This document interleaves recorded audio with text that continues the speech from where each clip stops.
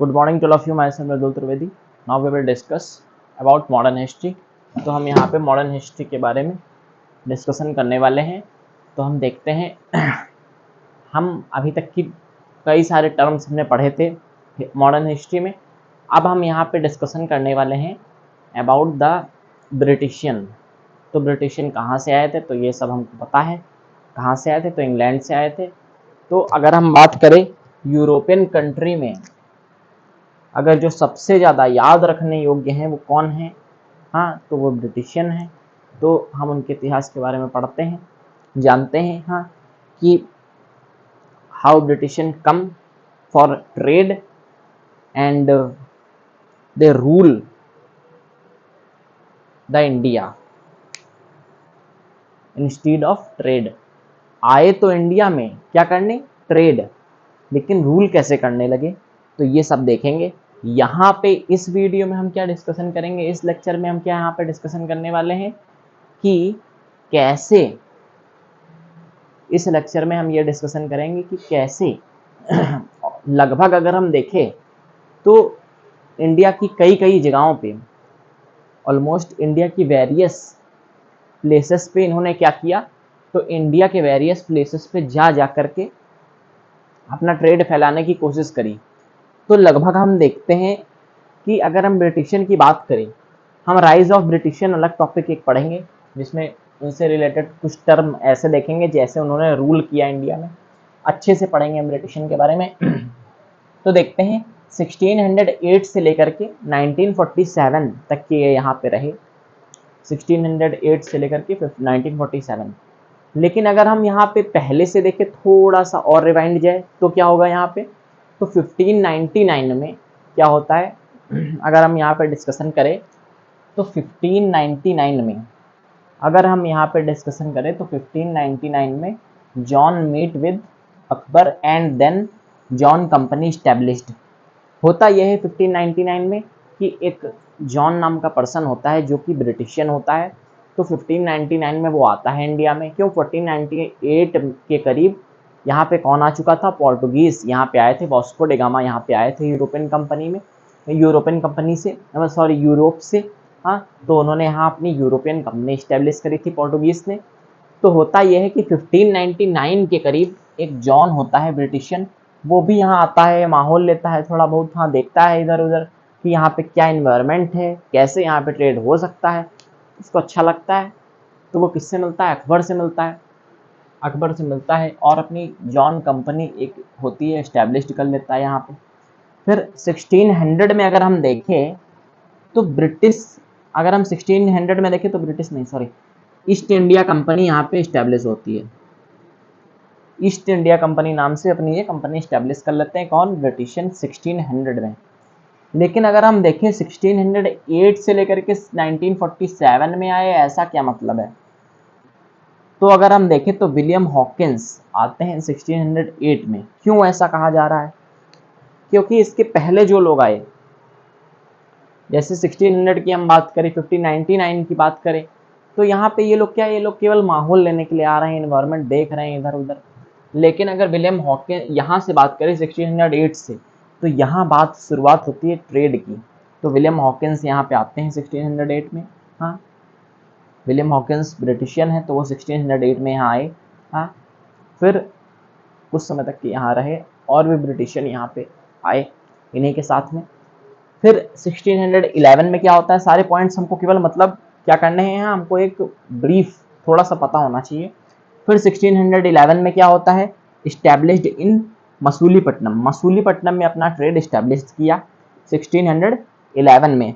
फिर 1612 में यहाँ पे हमने एक बार पढ़ा था जब हम पोर्टुगीज पढ़ रहे थे, तो battle of valley with Portuguese and defeat Portuguese.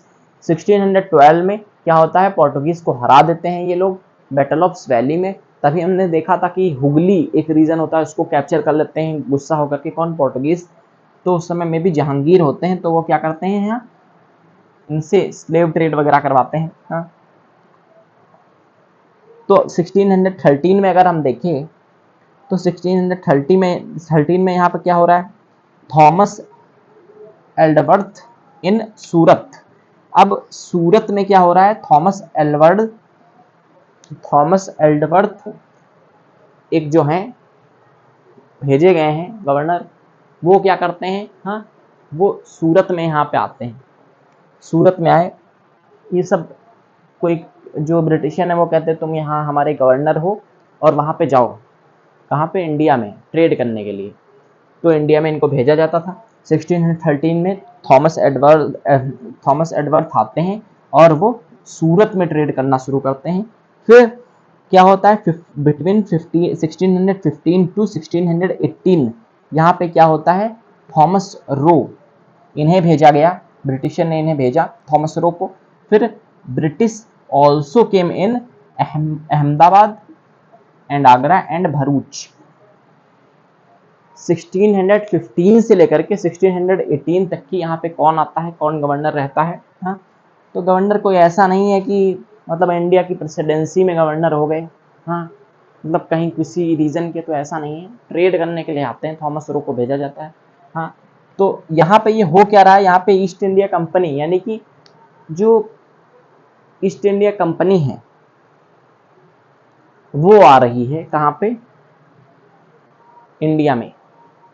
1857 तक की यहाँ पे क्राउन नहीं आता है। क्राउन मतलब कहने का ये है कि एक कंपनी आ रही है कहाँ से, ब्रिटिशियन जो ब्रिटेन से, लेकिन ऐसा यहाँ पे नहीं हो रहा है, हाँ ऐसा यहाँ पे नहीं हो रहा है कि पूरा का पूरा यहाँ पे जो क्राउन है, क्योंकि वहाँ पे तो राजशाही होती थी, हाँ तो ऐसा नहीं हो रहा है कि रानी जो वहाँ पे मोनार्की है वही यहाँ पे आने की कोशिश कर रही है, अभी ऐसा नहीं है। 1857 में रिवॉल्ट होता है, तब 1857 में जब रिवॉल्ट होता है उसके बाद 1858 से लगभग 1858 से लगभग क्या होता है यहाँ पे, 1858 से यहाँ पे ब्रिटेन मोनार्की, थोड़ा सा मोनार्की नहीं कह सकते हैं, यहाँ पे ब्रिटेन खुद इंटरेस्ट लेता है। ब्रिटेन की मोनार्की मतलब पूरी की पूरी मोनार्की यहाँ पे नहीं आती, मतलब कहने का यह है कि वो वहाँ से क्या करने लगते हैं, हेड करने लगते हैं पूरी तरह से। अभी तक की 1857 तक की क्या होगा, ईस्ट इंडिया कंपनी आएगी, जैसे हमने देखा 1600 में ईस्ट इंडिया कंपनी। तो ईस्ट इंडिया कंपनी क्या करेगी, यहाँ पे आ चुकी है। ईस्ट इंडिया कंपनी ही ब्रिटेन से क्या करती है, बहुत सारे, हाँ उनसे इजाज़त ले रखी है कि हम यहाँ पे आएंगे, इंडिया में ट्रेड करेंगे। तो वहीं ईस्ट इंडिया कंपनी कुछ लोगों को भेजती है अपना गवर्नर बना के।